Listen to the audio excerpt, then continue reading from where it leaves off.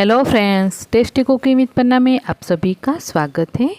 आज हम बिना ईस्ट के ही घर पे ही पिज़्ज़ा डो बना करके पिज़्ज़ा बेस बनाएंगे।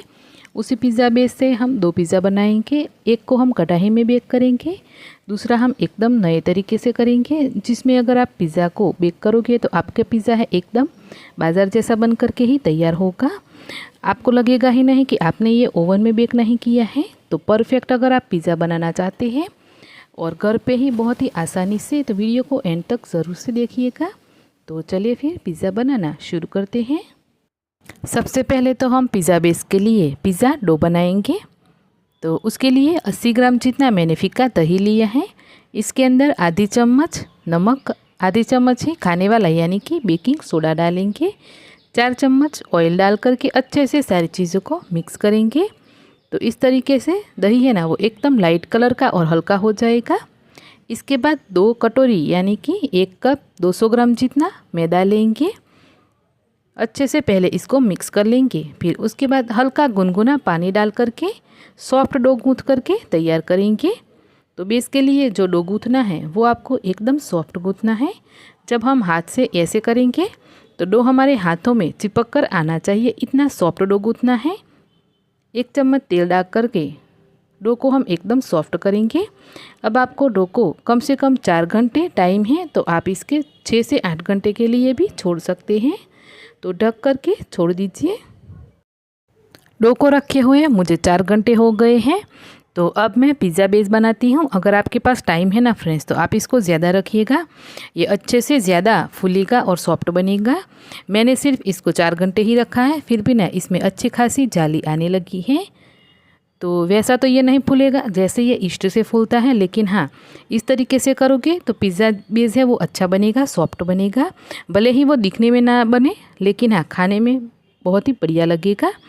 तो इस तरीके से हम प्लेट पे इसको फैला देंगे और हल्का हल्का इसको पकने के लिए छोड़ना है। तो इस तरीके से आप इसमें छोटे छोटे होल ज़रूर से कर लें। इससे ना जब आप पिज़्ज़ा को बनाओगे तो सॉस अच्छे से अंदर तक जाएगा। इसी तरीके से मैंने दूसरा बेस है वो भी बना करके तैयार कर लिया है। और आप देख सकते हो, पहला है उसको ना मैंने दोनों तरफ से हल्का हल्का सेक लिया है। तो ये अच्छे से फूला भी है, एकदम सॉफ्ट बना है। तो मैंने कहा ना फ्रेंड्स, ईस्ट जितना रिज़ल्ट नहीं आता है, लेकिन हाँ, बहुत बढ़िया आता है। तो अगर आप ईस्ट से नहीं बनाना चाहते हैं तो इस तरीके से भी बना सकते हैं।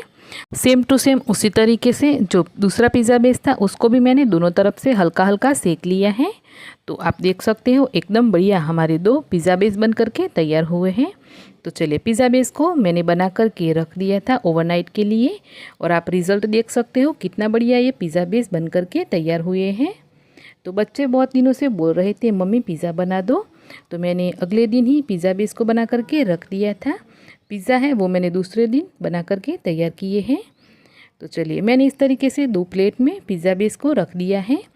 पिज़्ज़ा खाने की डिमांड बच्चों की थी, तो मैंने पिज़्ज़ा को थोड़ा हेल्दी बनाने के लिए इसकी जो टॉपिंग है वो ज़्यादा करके पनीर को लिया है। 200 ग्राम पनीर को क्यूब में कट कर लिया। उसके बाद तीनों ही कलर के शिमला मिर्च ली और इनको भी मैंने इस तरीके से पतली पतली स्टिक में कट कर लिया है।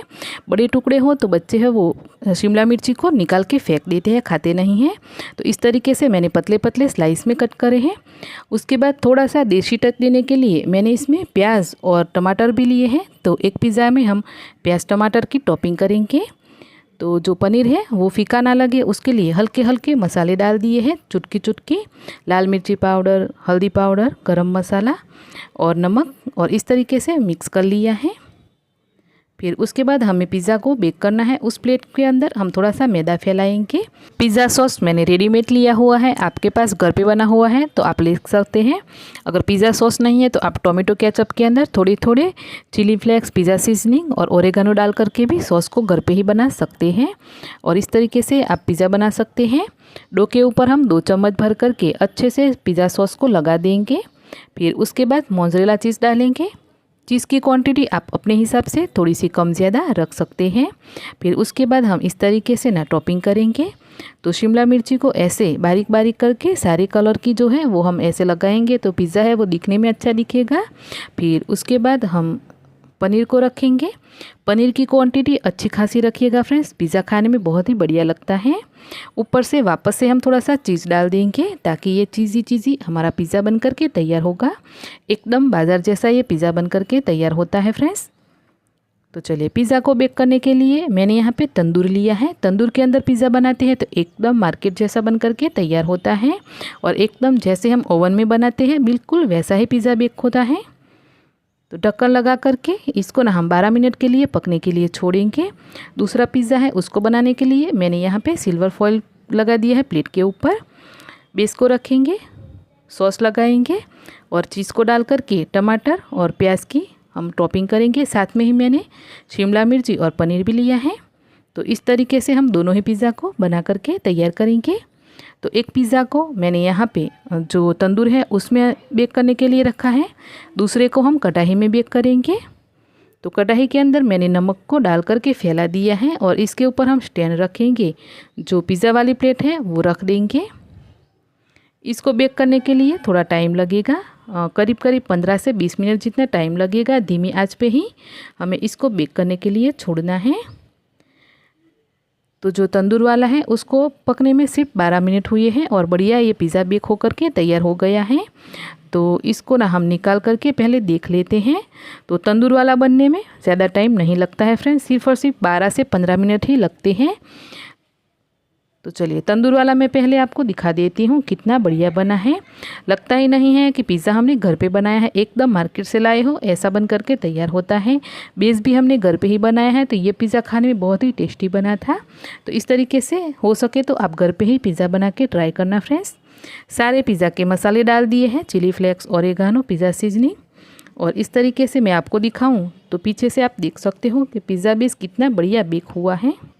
आपको लगेगा ही नहीं कि आपने पिज़्ज़ा को बिना ओवन के ही घर पे ऐसे बनाया है। तो ना फ्रेंड्स, तंदूर में और जो कढ़ाई में बनाया है उसमें थोड़े से प्लस पॉइंट रहे थे। क्या रहे थे वो भी मैं आपको आगे बताती हूँ। तो चलिए, ये हमारा ओवन वाला है, एकदम परफेक्ट बना है। अब हम देख लेते हैं इसको थोड़ा सा खा करके।